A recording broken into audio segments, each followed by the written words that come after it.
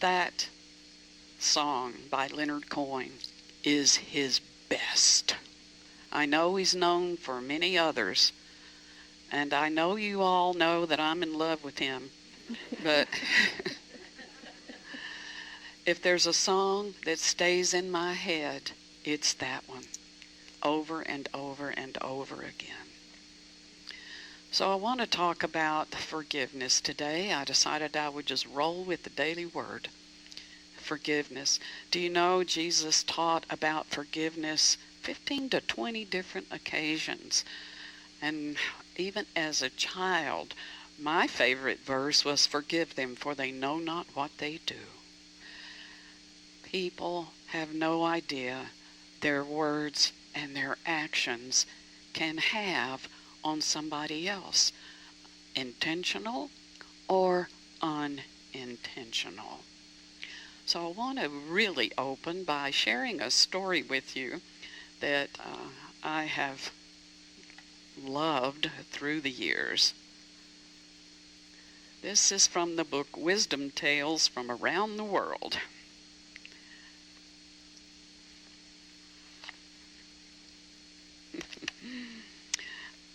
A Zen master and his one-eyed student lived together in a monastery. One day, a wandering monk came to the Zen master and said, "If you will accept me, I wish to study with you." The old monk replied, "Decide first if you belong here. Go into the garden and speak to my student. Converse with him in any way you wish, and after that, come and tell me your decision." The visiting monk nervously went out into the garden and saw the one-eyed monk meditating. "I will show him how profound I can be," thought the visitor. "I will converse with him in sign language." Approaching quietly, the visiting monk tapped the one-eyed monk on the shoulder and held up one finger. The one-eyed monk held up two fingers. In response, the visiting monk held up three fingers. The one-eyed monk held up his fist. When the visiting monk saw this, he dashed out of the garden to tell the old monk his decision. He came upon the old monk at his chores and gasped, "I do not deserve to stay here. I am unworthy of being a fellow student with the enlightened young monk I met in the garden." The old monk paused in his work and asked incredulously, "Are you speaking of the young one-eyed monk in the garden?" "Yes," exclaimed the visitor. "His knowledge is far superior to mine. I will humbly leave." "Please tell me what happened in the garden," said the old monk, wide-eyed with amazement. The visitor explained, "I approached the venerable monk and decided to converse in sign language. I held up one finger to indicate the Buddha, whereupon he held up two fingers to indicate the Buddha and his teaching, the Dharma. I persevered in the discussion, however, and held up three fingers to show the Buddha, the Dharma, which is the path, and the Sangha, the community. Then he revealed the limitations of my understanding. He held up his fist to show me that they are all one. I immediately ran here to tell you I must leave." And with a sigh, he turned and left the temple. A moment later, the young one-eyed monk stumbled into the temple. He grumbled and he shouted, "Where is that scoundrel? How dare he insult me?" "Calm your temper," said the old monk. "Please tell me what happened in the garden."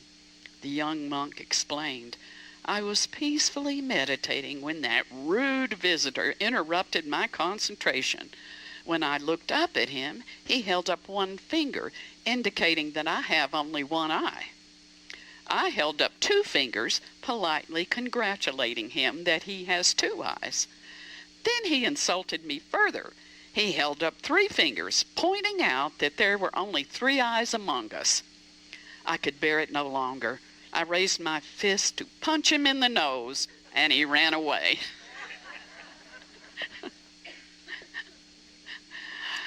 uh, there are two sides to every story. Every story. And no matter what is out picturing in front of us, everything comes through us. We think life comes at you fast. We think it's all happening out there. But really, life comes through us, which is why it is important to clear out all of that clutter on a daily basis, to review our lives and to contemplate those things where we get stuck. And we can get stuck anywhere. Most often we get stuck because whether we know it or not, moment by moment, we are assessing our lives, and that's based on the past. This reminds me of the time, XYZ. This reminds me of somebody I know who. I knew somebody who just had this thing against people named Don who had red hair. And that was long before now. This was decades ago. So I couldn't figure that out. Well, it's just everyone I've met like that. It's like, oh, get over it, right? Get over it. How do we get over it? There's little things we do, like, if I may use Peggy, burned the bread. She was, oh, I burned the bread, I burned the bread. Those kind of things are easy to get over. Disappointing. I've cooked for people and used recipes I had not tested. And sometimes they didn't turn out exactly right, and I get upset with myself. But those are little things. Let's talk about the big things. Those things that are so consequential in our lives that it's really hard to make sense of it. Somebody once said, oh, it's easy, it's just mind over matter. If you don't mind, it don't matter. Well, some things we do mind. Things, divorce, mistreatment habitually, misdiagnosis over and over and over again. I thought I had breast cancer once. My mother came up to Virginia to see me. I was just a nervous wreck. Went through all these tests and sonograms, and finally this doctor said, I'm going to show you your tumor. And I said, okay. And he said, if I may come near. And I said, sure. And so I was standing in front of something, this screen, and he took his hand and he pointed right here. And he said, nobody put a marker there, which is something when women get breast mammogram or whatever, you're supposed to put a marker on certain parts of the body. And so it was a shadow. It was a shadow that looked like I had a tumor. All things are shadows in the outer. All things are shadows in the outer. So when someone offends you, or you're offended by someone, what usually happens, right? For most people, they start defending their action. They start trying to explain it. Well, you see, this blah, blah, blah, and I thought, and but you know what they rarely say? I apologize if you were upset by that. It was not my intention at all. And how can we get past this? That simple. You know, the only thing that can really be injured is our ego. Our true self can never take offense because our true self knows the truth, and the truth sets us free, right? Whatever happens in the outer is happening in here for me. I am the one giving it meaning, giving it importance, and taking action based on that. And when I'm really stuck in my ego, I really want to duke it out, right? It's okay. We have to be still and recognize that we are the ones who are having difficulty. Difficulty apologizing, or just difficulty looking at the situation and asking myself, why am I stuck here? Why did I have this reaction? Reaction, action, reacting all the time. That's dragging my past along, dragging my past along. And there will come a day when this will all be gone for me, and I want to leave with a clean slate. I don't want to be dragging any of my baggage along. Now, when there's a situation, and it can take years and maybe even lifetimes to forgive, when there is a situation that's just so hard, you say, I forgive the so-and-so, but then the next 10 minutes, you're rehashing the story and it's all up again. I forgive the so-and-so. I forgive you. I forgive you. Forgiveness comes from the heart. And if you're not sincere, don't say it. If you're not sincere, don't really say it. You have to be willing to let it go. You know, I think it was Peter who asked Jesus, well, if I forgive and they turn around and do it again, how many times should I forgive? And Jesus replied, 70 times 7. 7 is a number of completion, metaphysically. 7. 70 times 7 really indicates as long as it takes. So here's what you can do. You have no control what other people think about you. You have no control over whether they're going to forgive you or not. You're going to have to forgive yourself. If every time you think of something you did and that person won't forgive you, if you think of something that you did, you have to forgive yourself again and again and again and again. Same thing with other people. Every time you walk down the street, you remember the time the blah, blah, blah did the blah, blah, blah. Every time. It's an energy thing. It's an energy thing.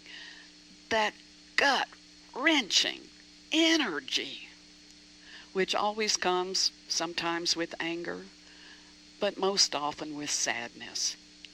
The separation, the energetic separation is hard to bear. So work with yourself until you clear your energy field of that horrible negative stuff. And do it every time it comes to mind, and there's just this little inkling of sadness, little inkling of anger, little inkling of righteous indignation. Release and let go. Release, let go, and do it, and do it, and do it. It may help if you just ask yourself, how important is this really? How important is this really? What part of me is injured? Unless somebody hit you upside the head with a baseball bat, it's probably an emotional, egoic injury. And something else I learned in psychology, if that's the case, there's a part of you that believes there's a truth in it. So explore that. Explore that. Ask yourself these questions, and you've all heard. Would I rather be right or would I rather be happy? Happy. Well, be both. Be both. It's an inside job. Forgiveness is an inside job, because most of the time we know not what we do. We're on autopilot. We're operating from the conditioning of our youth when we didn't know any better. We've grown up hearing people judge other people, and we can be quite clever about it too. Quite cynical, quite funny at other people's expense. Release. Release. And do it again and again and again.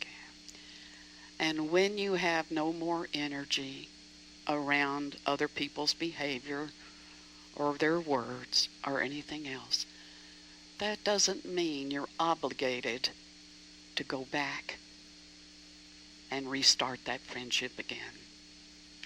It doesn't mean you have to invite them to Sunday dinner. Let go and know that all things are changing, but God never moves. Go there. Go there. And ask for help. Ask for help. Help me to see it differently. Shift my mind. Restore to me the joy of my salvation. I take responsibility for my own experience.